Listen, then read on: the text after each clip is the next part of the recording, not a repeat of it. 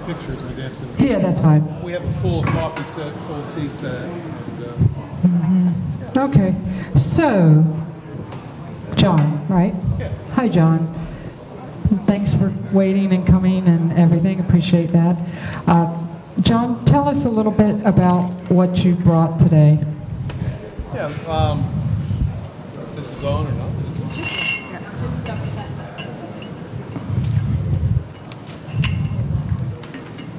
Okay, there we go. Yeah, so this is part of both a coffee set and a tea set that was a wedding present to my wife and I in 1985. My uncle, who was my aunt and uncle, Arnold Funk and Sue Funk, were stationed in Stuttgart after the war. And so this is something that they purchased, in Stuttgart. It's Meissen China, at least that's the way I've always pronounced it. Yes, that's correct.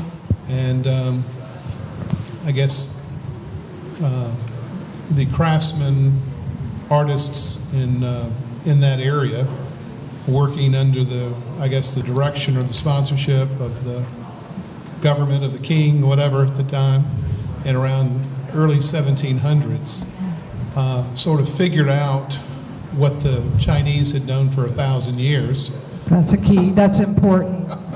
Yeah. But it was the first place in Europe that began making porcelain. Hard paste. And hard paste. Mm-hmm. Hard paste porcelain. And interestingly enough is that some of the research that led to them discovering this, well, what they actually were trying to do was figure it out in a way to make gold, believe it or not. Which apparently the royals were much more interested in. That'd be nice. But finance all the wars, just make it. So this has just been something that, again, it's part of a fairly large set. How many pieces do you have? Probably all told, like I said, there's a full coffee set, tea set, and then some plates, and I provided some pictures which may not be attached. Right, I didn't bring this. those. Yeah. So all told, maybe there are 25 pieces. Oh, here's, well, this is another piece. Yeah. All right. So this is the coffee pot. Nice. Teapot is more stout, and the coffee is larger. And it's all right, so the mark of the Meissen mark, of course, which is the cross swords on the bottom. I've just about told you everything I know, so that, which is not very much. Okay. All right.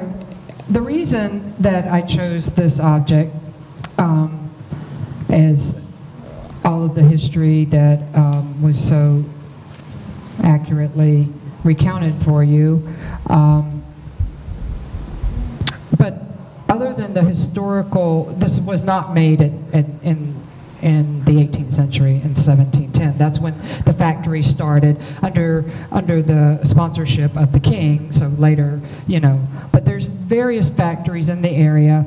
But Meissen is like Sèvres, and it's one of those in that category that we go, Meissen or Sèvres, because the mark is forged a lot, and half of the stuff that we see when somebody says it's Meissen is not Meissen. Okay, it's just got a mark that looks like it. So here's one of my smaller mark books, and if you look up Meissen in this, you'll see a lot of marks that look like Meissen, right? Here is, and their mark is 2 crossed swords, and it has different variants to help you date it. And this one, believe it or not, you have to look at the little nodules that are part of the sword.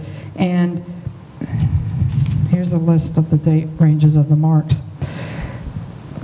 Okay, so when you're making things, and this is hand painted, should be, if it's not, then we got a little bit of a problem, but let me check that just to make sure.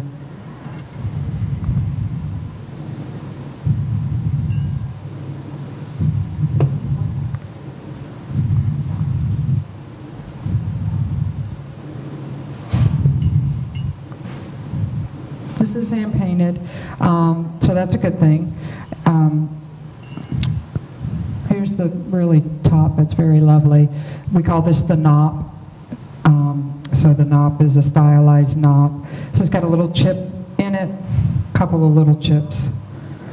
This tends to chip. You see this type of flower made by the Capodimani in Italy. You see those little floral figurines, and we always check these real carefully because they tend to chip in the flowers or in the figures. Meissen was very famous for figurines too. Some of their figurines are just amazing and gorgeous, but this is their more production. And this pattern is called the new Brandenstein pattern, and some people informally call it the pink rose pattern.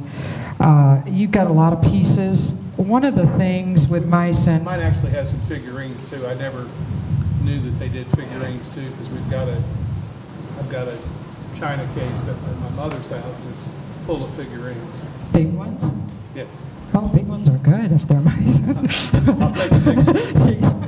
Big ones? Little ones? Yeah. So back to the Meissen marks. Have you noticed that this has some slashes in it across the mark? No. Okay, so can you look with me? You see there's a couple little, if you want to hold this, can you see better now? You see the two? Yes, I did. Yeah, so there's two slashes across it, and here's a nice table that tell us what the two slashes mean. So the two slashes, one slash denotes solid undecorated. Second, two slashes meant it was unsuitable tableware. This was not decorated to the standard that it was meant. He was in the Army, correct? Yeah. So it was on the base that he bought this? No. Okay. Well, I don't know everybody. He was a general officer. Okay, so a lot of times, Commanding general at Stuttgart. you know, when you could go to the commissary, you could get this stuff rather reasonably.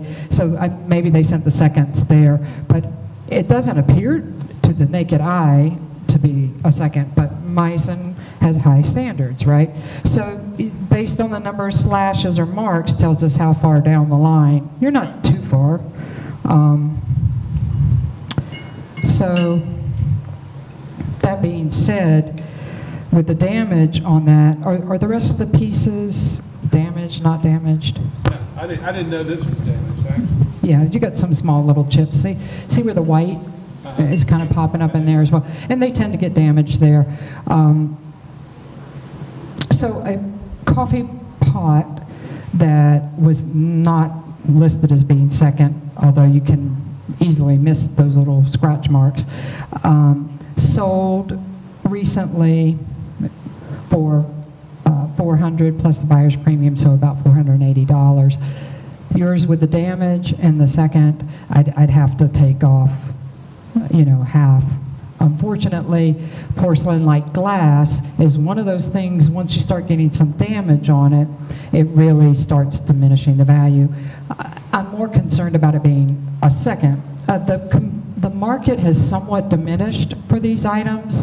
However, in anything, quality always stays. So if the market starts diminishing, it's the high quality stuff that diminishes last and the least.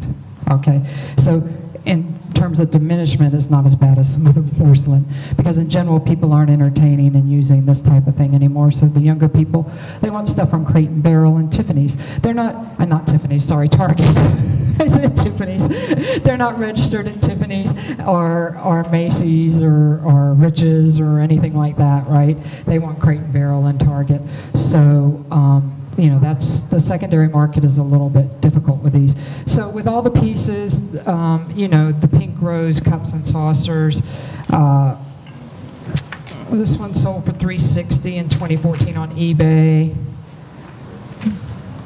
So, you know, you can go online easily. You can go to replacements.com if any of you have silver, china, crystal. You can go to replacements.com. They're right in our neighboring state of South Carolina, and they're huge. If you've never been there, when you've been by, it's a great place to go, and go in is fun. And it's a big, big warehouse, but as their name suggests, they're a replacement company, and they do buy stuff, but they don't pay very much. You can send a like scan of your silverware, and they'll help you identify it if they think you're going to try to buy some replacement bits for your set. So you could check on there and see, you know, if they have any second, because when you look at their listings, they'll have without defects, and they'll say these are 25 to 50% deduction based on the fact that they have a small defect. So you could probably look on there and come up with the overall replacement cost, or on eBay and look at the sold records and find out what the rest of the set adds up to be. So I hope that you enjoy it. And do you guys use it?